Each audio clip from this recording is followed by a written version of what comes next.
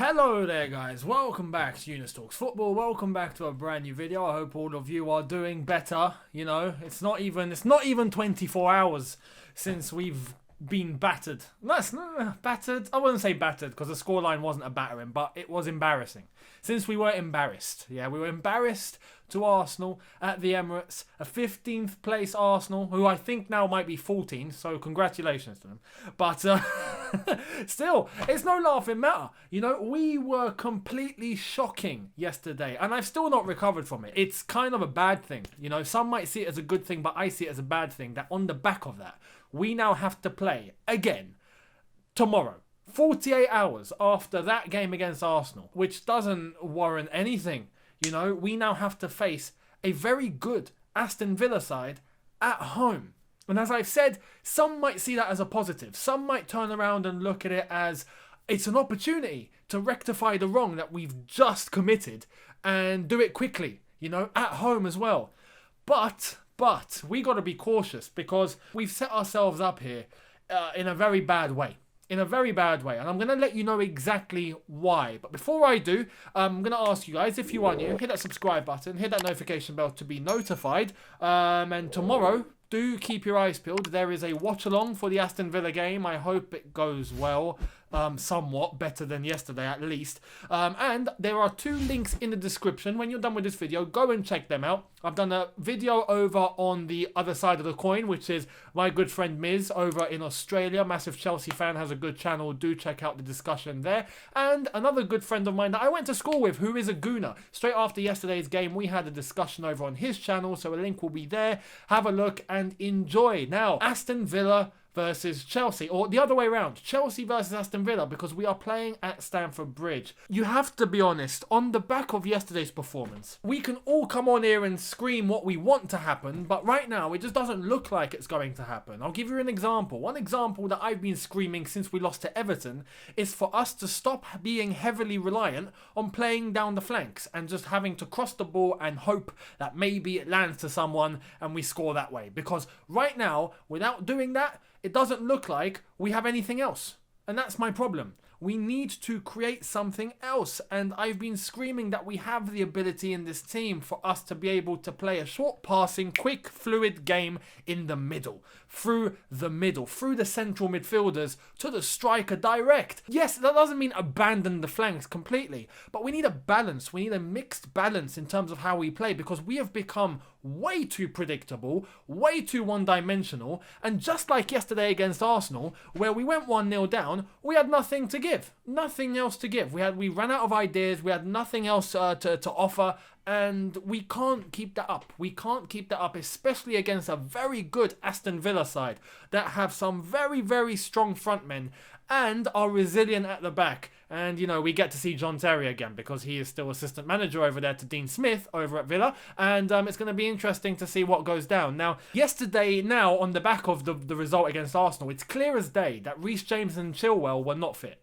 We're not fit. And now it's pretty certain, and I will be shocked, and I've seen many say that they will be damned if they see Reece James or Chilwell in the starting 11 tomorrow, which means that Dean Smith over at Aston Villa now knows exactly what we're going to do. You know, yesterday, it wouldn't have been a disaster if we had started with Azpilicueta and Emerson. We all said it in our previews. We all said that is what was going to happen because we didn't expect Reece James or Chilwell to be fit. So we all went with an Azpilicueta and Emerson full-back pairing for Chelsea against Arsenal. We didn't do that. We sent out a very half-hearted or half-able, because of their injuries, Chilwell and Reece James. And now it's clear that 48 hours later, 48 hours after the Arsenal game, we have to play again. They are not going to play. Surely they are not going to play, which means Dean Smith now knows exactly what back four we are going to field, even though it's not our regular back four, but it's going to be Azpilicueta and Emerson as our fullbacks. And as I've said, if that's not the case, I will be shocked. I will be shocked because it's clear that they weren't fit. It's clear. So putting this into context, what starting 11 does Frank Lampard go with? Because we got to be real here. This is a must win. And this is why I've made a couple of drastic decisions here that I feel we just need to do. We need to just take this risk. Let's get into it. 4-3-3, Edouard Mendy in goal. I hope we do see a little bit of a better performance from Edouard Mendy. I mean, I'm not putting the entire blame on him, no way. But he did make a couple of mistakes yesterday. One that almost cost us the 4th goal, but he rectified that, so fair play. But he shouldn't be making a pass like that to Lacazette in the first place. But anyway, he made a couple of errors. Let's hope he has a better game.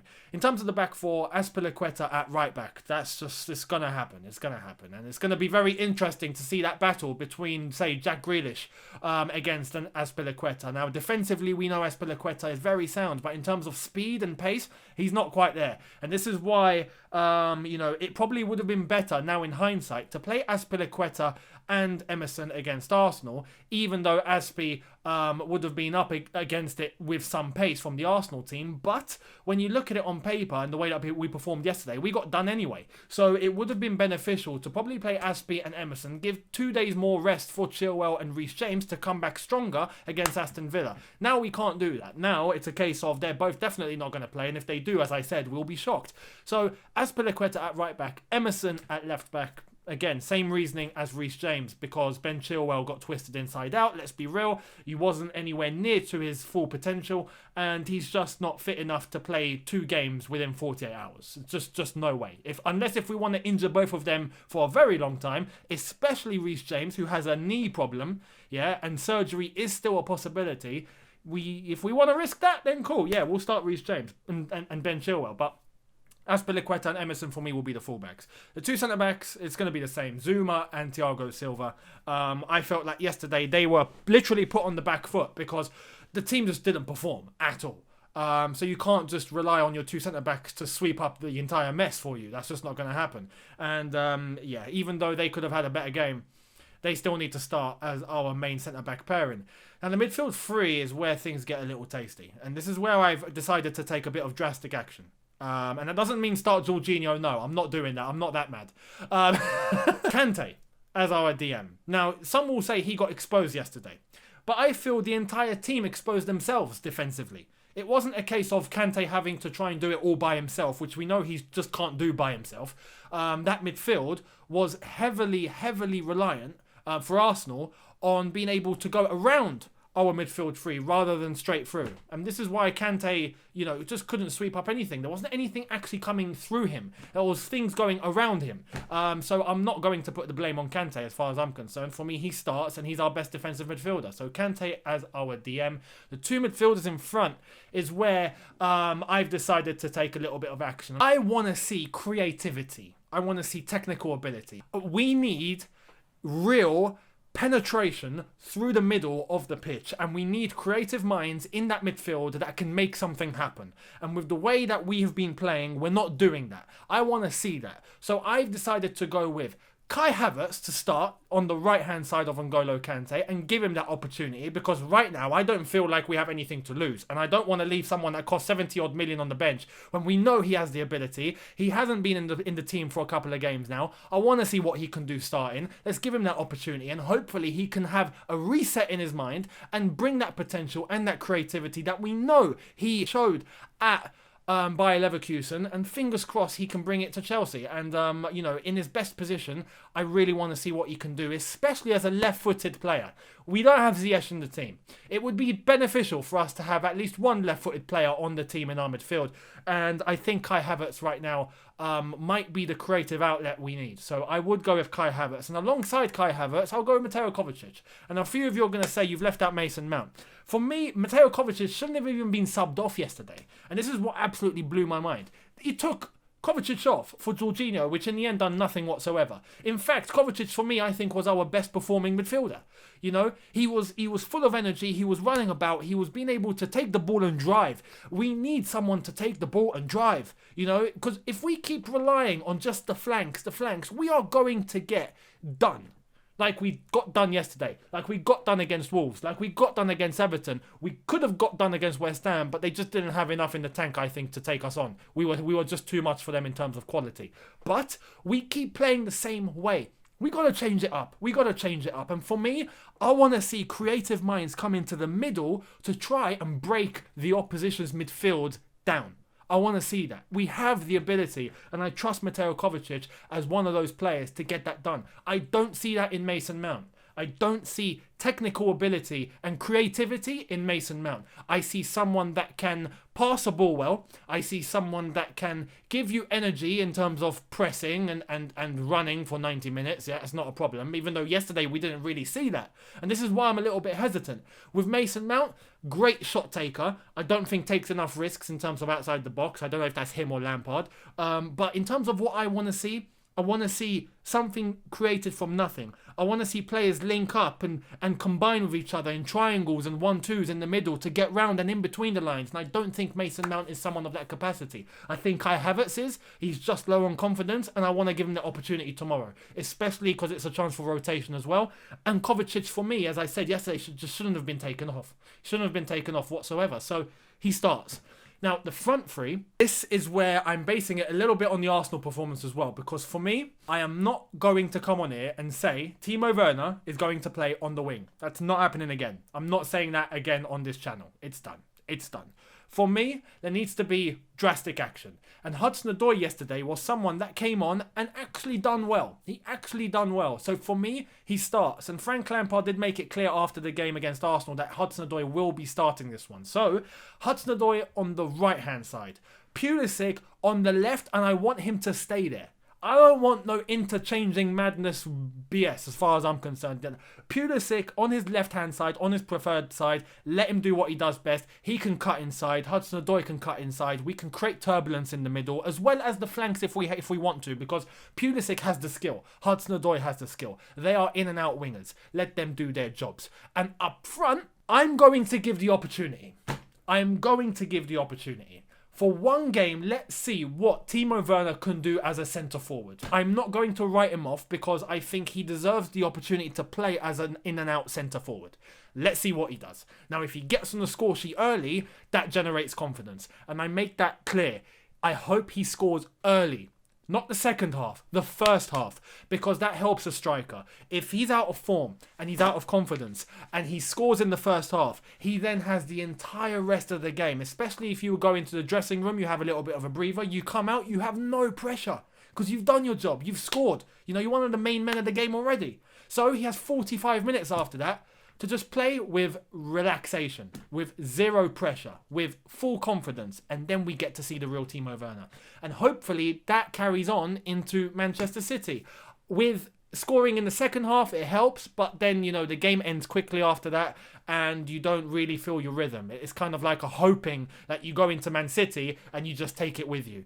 And I feel like as long as Timo Werner can get a goal early, that would help him so much. And the only way to make that happen is to give him that chance up front. I am not giving up on Timo Werner. I think he has the ability. Now, if he doesn't perform up front as a centre-forward, at that point, drop him. At that point, drop him. We've tried everything we can. If he's not playing well as a centre-forward, then sorry, mate. Okay, we're going to have to bring in Giroud or Tammy Abraham. Like, you know, you're going to have to work your way up from the bench. Simple as that. We've got to be a little bit ruthless. But I feel like he needs that opportunity. So for me, centre-forward, Timo Werner, and let's see what he's made of with Pulisic on his left and Hudson-Odoi on his right-hand side. And that would be my 11. Tomorrow is... I can't stress this enough, and I've said this for a few games, and the West Ham game I stressed it, and we got the job done, even though it wasn't fantastic. And the Arsenal game I stressed that it was a must-win, and we didn't get the job done. We didn't even get close to get the job done. I don't think we even showed up to the job, you know? It's like when someone just has a no-show, you're waiting for an employee to show up, or your colleague to show up, doesn't even call in, say he's sick, no one shows up. What's going on? That was Chelsea yesterday. We didn't show up. Tomorrow, we have to win. There is no ifs, buts, or maybes. There is no draw. There is no, oh, let's try and get a point. No. We have to win, and it's not going to be easy because Aston Villa are a very good side. They've got some fantastic players. El Ghazi, for example, is smashing it at Aston Villa. Jack Grealish, even Ross Barkley, who I think will be ineligible to play. I don't think he's going to feature. But it's a big game. It's a big game with a very, very informed Aston Villa team that are currently above us with games in hand. That tells you the severity of the situation. And we have to win this because after this, we've got Manchester City. And that's going to be one hell of a tough fixture. One hell of a tough fixture. We cannot bottle the next 2 games. We can't. We've put ourselves in a situation where we have to win both. It's as simple as that. And if we don't, we're in trouble. That's what we've done to ourselves. We had the chance to rectify it yesterday. We didn't. So there we are. If we don't want under pressure, all the boys need to go out there and show exactly what they're made of. And not... This is exactly what I said in the Arsenal preview. Don't show respect. Don't show sympathy. Don't go out, thinking everything's okay. No, you need to be ruthless.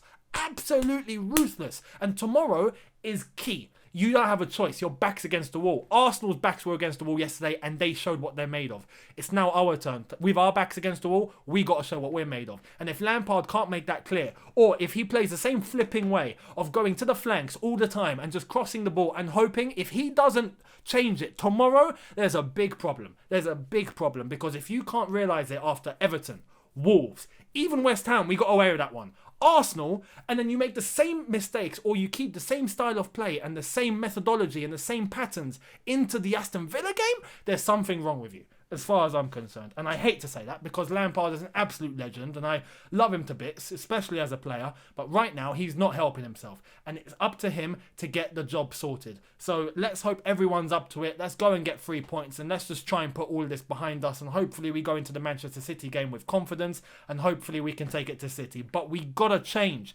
We gotta change the way we play. If we don't, we will see the same results. Believe me, I am waiting tomorrow to see a different style and a lot more penetration through the middle of the park. I want to see our centre mids playing exactly how they should, and driving through and taking risks and combining and playing in a very, very nice way that outperforms Aston Villa's midfield. Let's hope it happens. Let me know what you think in the comment section below. I would love to hear your opinions on this one. My score prediction. Oh, it's so hard to give a prediction. I'm gonna be optimistic just for the sake of being optimistic. I can't come on here and say we're gonna bottle it. I mean, I can't. I just can't. We gotta have something. We gotta have some sort of fight.